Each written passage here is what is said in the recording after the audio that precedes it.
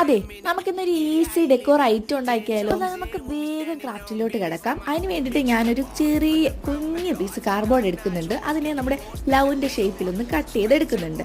അത് കഴിഞ്ഞിട്ട് home made clay എടുക്കുന്നുണ്ട്. ഞാൻ വാൾപുട്ടിയും പിന്നെ നമ്മുടെ ഗ്ലൂവും യൂസ് ചെയ്തിട്ടുണ്ടാക്കിയ ഒരു ക്ലേ ആണ്.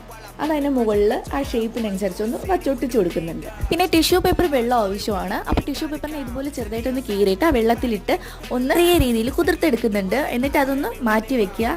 പിന്നെ വീഡിയോ കണ്ടുകൊണ്ടിരിക്കുന്നതൊക്കെ കൊള്ളാം. എൻ്റെ ചാനലൊന്ന് നിങ്ങൾ സബ്സ്ക്രൈബ് ചെയ്ത് സപ്പോർട്ട് ചെയ്യുക. പിന്നെ ലൈക്ക് ചെയ്യാനും കമൻറ്റ് ചെയ്യാനും ഷെയർ ചെയ്യാനും ഒന്നും മറക്കരുത്.